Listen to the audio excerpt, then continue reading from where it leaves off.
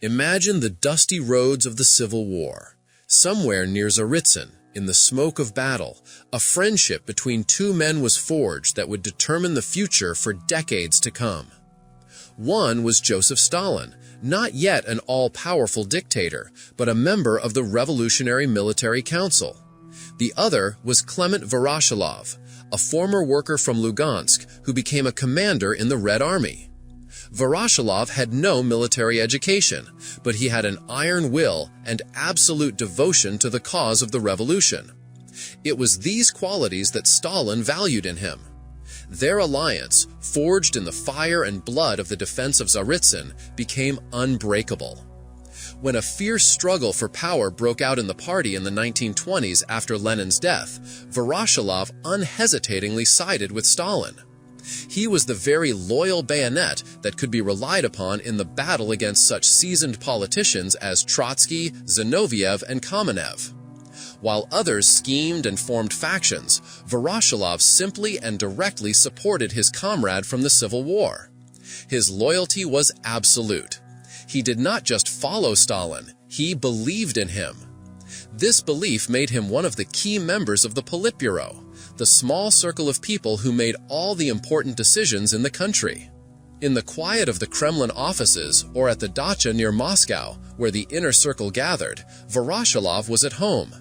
He could easily turn to the leader, tell a joke, and lighten the mood. But behind this outward simplicity lay a deep understanding of his place. He was the student, and Stalin was the teacher. And this student learned the main lesson of that era. Loyalty to the leader is the key to not only political, but also physical survival. In 1925, Stalin entrusted Voroshilov with one of the most responsible posts in the state. He became People's Commissar for Military and Naval Affairs and later People's Commissar of Defense of the USSR. For a full 15 years, Kliment Voroshilov headed the country's armed forces. It was a period of tremendous change. Under his leadership, the Red Army underwent a large-scale modernization. Thousands of legendary BT tanks replaced machine gun carriages and cavalry, and I-16 fighter planes took to the skies. The latest technology rumbled through parades on Red Square, and it seemed that the country's defense was in safe hands. However, serious problems lurked behind the shiny facade. Many professional military men, such as Tukhachevsky, criticized Voroshilov for his lack of strategic thinking and his adherence to outdated Civil War tactics. He was a brave commander, capable of inspiring his soldiers to attack by personal example, but this was not enough to command a modern army. His famous phrase, "We will defeat the enemy on his own territory," reflected revolutionary zeal rather than sober calculation. The Soviet-Finnish War of 1939-1940 came as a cold shower. Little Finland put up fierce resistance to the Red Army. Huge losses and tactical miscalculations showed that despite its technical equipment, the army was ill-prepared for modern warfare. This campaign was a personal disaster for Voroshilov. Stalin, seeing the failures, was furious. In 1940, Kliment Voroshilov was removed from his post as People's Commissar. This was the first serious blow to his career, showing that even the longest friendship with the leader did not guarantee protection from his wrath. Years passed. Stalin died, and the 20th Congress ended with the exposure of the cult of personality. Nikita Khrushchev, energetic, unpredictable, and breaking with the old order, established himself in power. For the old Stalinist guard, Molotov, Malenkov, Kaganovich, his policies were a direct threat. They saw their familiar world crumbling and decided to act. It was a day in June 1957. The Presidium of the Central Committee of the Communist Party of the Soviet Union gathered in the Kremlin. The air in the meeting room was thick with tension. Molotov, Malenkov, and Kaganovich took turns hurling accusations at Khrushchev. They had the upper hand, with most members of the Presidium supporting them. At this critical moment, all eyes turned to him, to Kliment Voroshilov.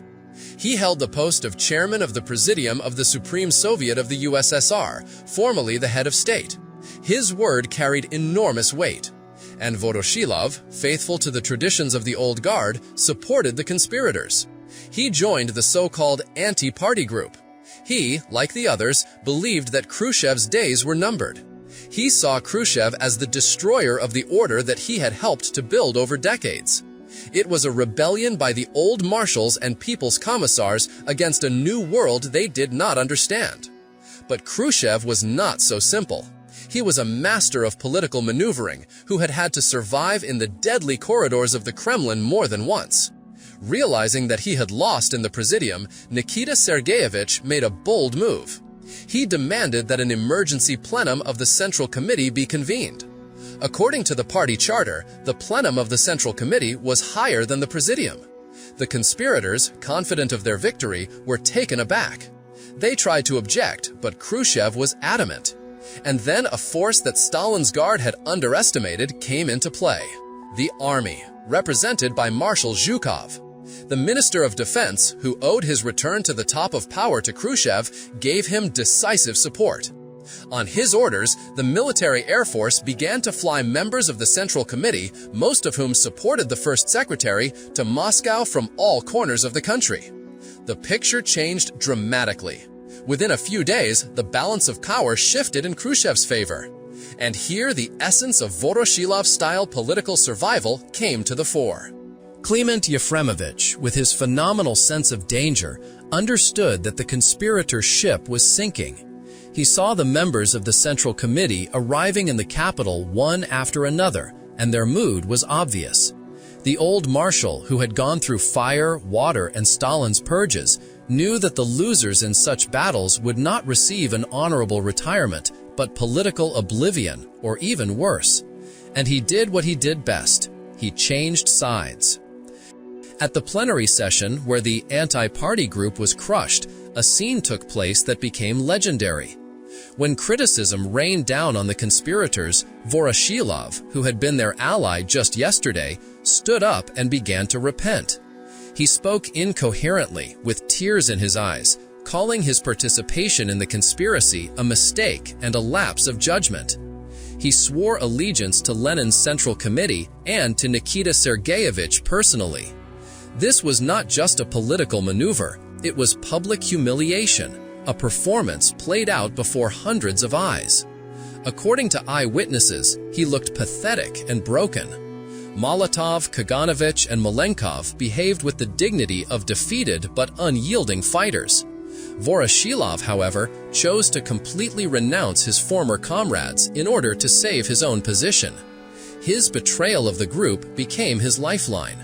Khrushchev, seeing this, spared him. The old marshal retained his post as head of state, but from that moment on, he became a political hostage. So why did Khrushchev, the victor, still fear him? It was a special kind of fear. He did not fear Voroshilov the politician. He had been completely discredited. He feared Voroshilov the symbol. Kliment Voroshilov was a living legend, the last of the first marshals, the man whose name was borne by the KV tank and the Voroshilov shooter badge. For millions of ordinary Soviet people, he was still a hero of the Civil War, a comrade in arms of Lenin and Stalin. Simply removing him, as Molotov and Kaganovich had been removed, would have raised unnecessary questions and discontent among the people and the army. Voroshilov was a banner, and although the pole of that banner had rotted, the cloth itself still retained a glimmer of its former glory. Khrushchev needed not just to break it, but to gradually and methodically desacralize it, to strip it of its heroic aura in the eyes of the whole country. To understand the depth of this fall and the nature of Khrushchev's fear, we need to go back to the 1930s. Voroshilov was not just the People's Commissar of Defense. He was an active participant in the Great Terror. His signature appears on dozens, if not hundreds, of so-called execution lists. These were not just documents. They were lists of names: Red Army commanders, engineers, scientists, old Bolsheviks, doomed to death. In the evenings, a small circle gathered in Stalin's Kremlin office or at his dacha. Folders were brought in. Stalin, Molotov, Kaganovich, Zhdanov, and, of course, Voroshilov took red pencils and signed them. Voroshilov's signature on the lists, which included the names of his comrades in arms, commanders whom he personally knew and had awarded, was particularly cynical. He sent the cream of his own army to their deaths, Tukhachevsky, Yakir, Uborevich, Blucher. He did not simply agree, he was one of the driving forces behind this bloody machine. He appeared in court, delivered angry speeches, demanding that traitors be wiped off the face of the earth. It was the price he paid for his closeness to the leader, a terrible price for surviving at the top of power. It was this past that made him so vulnerable and, at the same time, dangerous to Khrushchev. Voroshilov knew everything. He was an accomplice to everything. He could have revealed too much if he had wanted to. But he did not want to. He wanted to live. Khrushchev, himself up to his elbows in the blood of those years, understood this better than anyone else. But in exposing Stalin's cult of personality, he needed scapegoats, and the old guard was perfect for the role. Voroshilov, who had publicly repented, was the perfect target. He could be kept on a short leash, with his downfall being demonstrated from time to time as an example of the fight against the legacy of Stalinism. After 1957, Voroshilov remained in his post for another 3 years, but it was only a shadow of power. He was a ceremonial figure who awarded medals and received ambassadors without having any real influence on politics.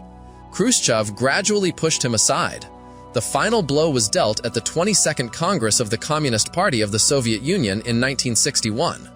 It was a congress where the denunciation of Stalin reached its climax.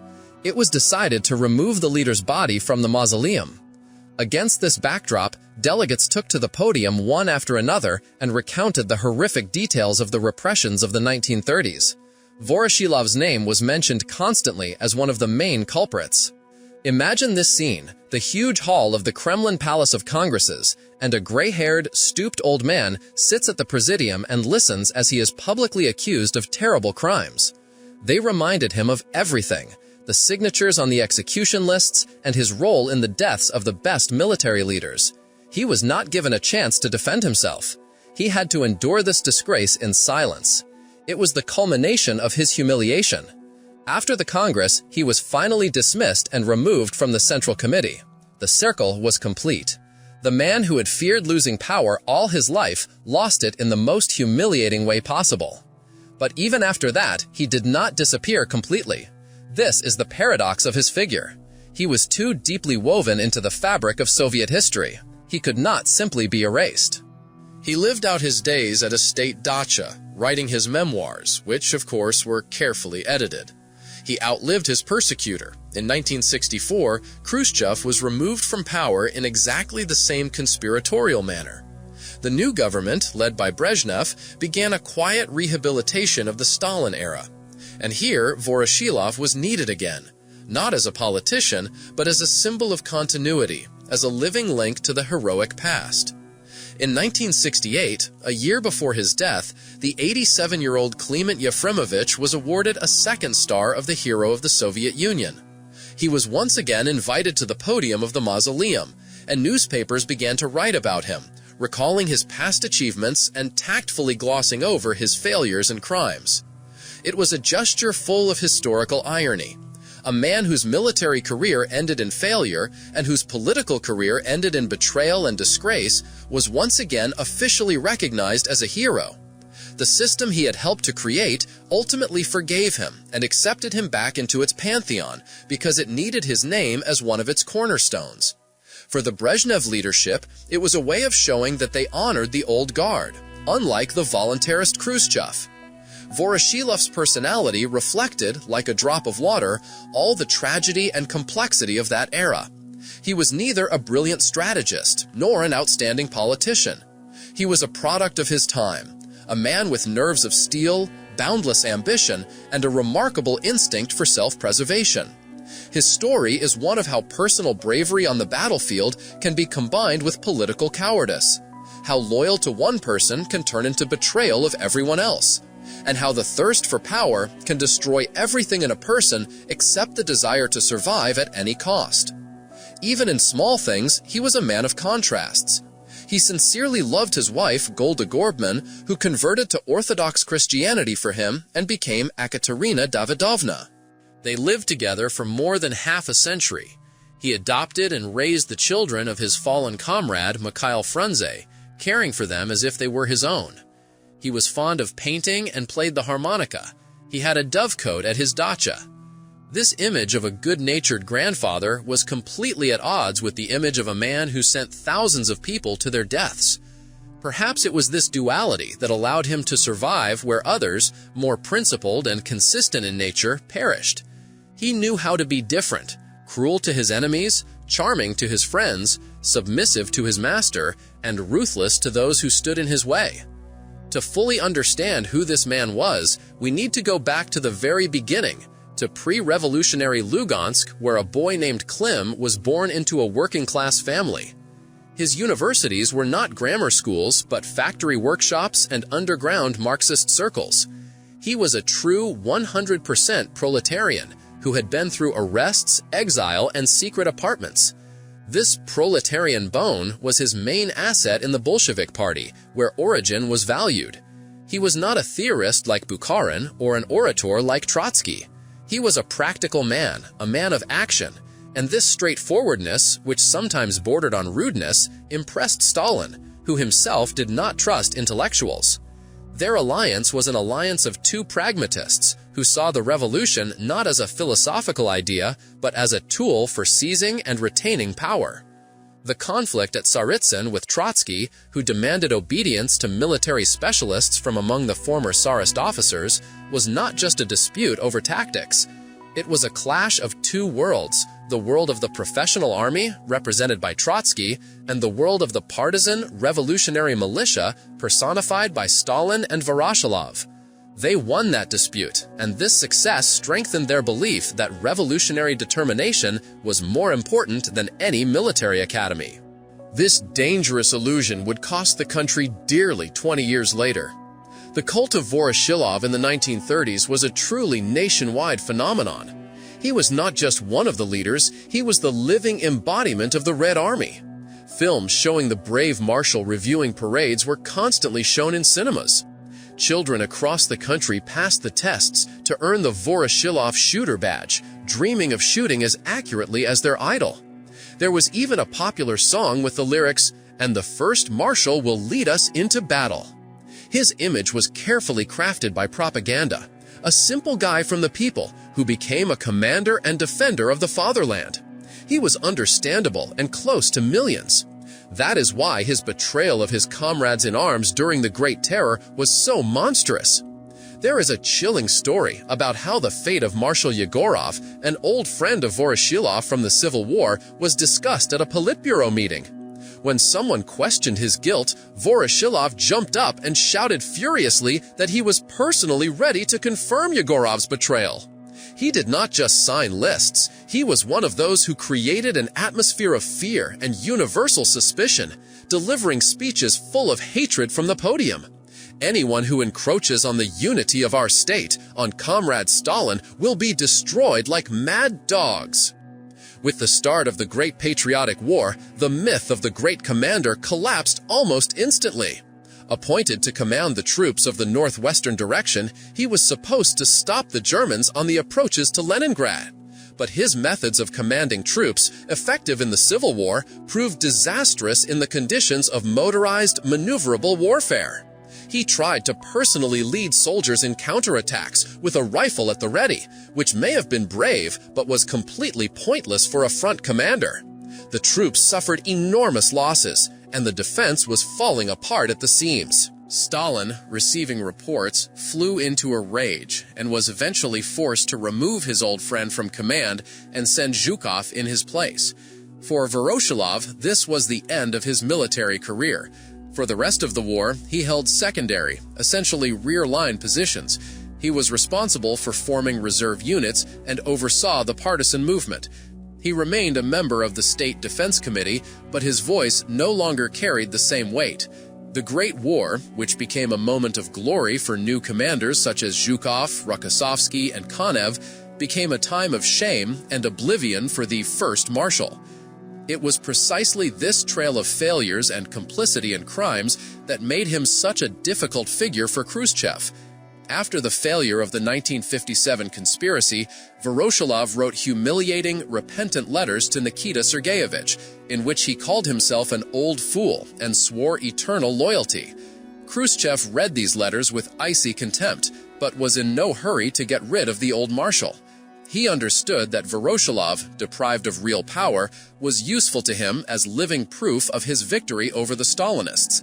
His presence in the presidiums, his submissive voting for all of Khrushchev's initiatives were a clear demonstration of who was now the master in the Kremlin. It was a slow, sophisticated revenge. Khrushchev forced Voroshilov to experience what he feared most: public humiliation and political powerlessness. Every day, when he came to work in the Kremlin, Voroshilov saw the faces of people who knew about his betrayal and repentance. He was forced to smile at those whom he had tried to overthrow just yesterday. This psychological terror was perhaps worse than any resignation. The ideological gap between them was insurmountable. For Voroshilov, the exposure of the cult of personality was not just a political move, but sacrilege, the destruction of the foundations of the world he had built together with Stalin. He sincerely did not understand how it was possible to criticize the leader under whose leadership the country had won the war and become a superpower. In his eyes, Khrushchev was an upstart destroying a great legacy. It was this ideological rejection, and not just the struggle for power, that pushed him into the camp of the anti-party group. He saw them as the last defenders of Stalin's cause. His tragedy was that he was not strong enough to fight for his convictions to the end and chose personal survival instead. Voroshilov died at the ripe old age of 88 and was buried with full honors at the Kremlin wall. His long life, full of ups and downs, became a mirror reflecting the entire turbulent and bloody history of the Soviet Union during its most dramatic period. He did not change the world, but he, like no other, managed to adapt to its most brutal changes, paying a high price for it, which, until the end, perhaps only he himself was aware of. This remarkable ability to survive politically was honed over decades in close proximity to Stalin. Their relationship was not simply that of leader and subordinate. In the small circle at the dacha in Kuntsevo, where the fates of millions were decided, Voroshilov was one of the few who could address Stalin informally. He was a participant in nightly feasts, where crude jokes and copious amounts of wine concealed constant tension. It was there, watching yesterday's favorites disappear forever, that Kliment Voroshilov learned the main law of survival. Anticipate the master's desires and never have your own opinion if it differs from the general line. This mimicry became second nature to him. His conflict with professional military men such as Tukhachevsky was not only ideological. It was a deep personal animosity of a self-taught man towards brilliantly educated theorists who looked at the Tsaritsyn group with poorly concealed contempt. Voroshilov felt their superiority and responded with fierce hatred. Therefore, when Stalin began purging the army, Kliment Voroshilov became not just an executor, but one of the most zealous executioners. He got rid of personal rivals who mocked his strategic talents. He took revenge for his wounded pride, hiding behind slogans about fighting the enemies of the people. In this sense, terror was also a tool for him to settle personal scores. After Stalin's death, his former fighting spirit seemed to reawaken for a short time. At one of the first meetings of the Presidium, when the all-powerful Lavrentiy Beria attempted to seize power, it was Voroshilov, to the surprise of many, who dared to oppose him. He directly accused Beria of scheming, reminding him of his dark past. This sudden burst of courage was perhaps the last echo of the fearless Civil War commander, but it was short-lived. Soon, the power struggle once again required not bravery, but cunning. When Khrushchev later recalled Voroshilov's scene of repentance at the 1957 plenum, he did so with undisguised disgust. Nikita Sergeyevich recounted how the old marshal cried like a child and begged for forgiveness, clinging to power like a last straw. For Khrushchev, this was proof of the complete moral decay of Stalin's guard. He kept Voroshilov as a living exhibit in his political museum, as an eternal reminder to defeated enemies of their insignificance. That is why his return to the pantheon under Brezhnev was so significant. It was not just an act of mercy towards an old man.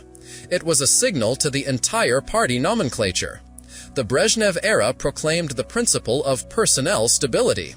This meant the end of Khrushchev's purges and a guarantee of security for the elite. By rehabilitating Voroshilov, Brezhnev was saying to thousands of officials whose hands were also stained by the past, "We will not stir up the past. Your past is forgiven. Serve faithfully, and your position will be unshakable." Thus, even as a very old man, Kliment Voroshilov served the system one last time, becoming a symbol of stability and forgiveness for those who, like him, had gone through all the circles of Soviet power. Kliment Voroshilov went down in history as a figure who embodied loyalty to Stalin and fear of Khrushchev. His life is a lesson in how political intrigue and personal ambition determined destinies in the Soviet era. Despite his ups and downs, he managed to retain his influence and partially regain what he had lost, reminding us of the complexity of human character under a totalitarian regime.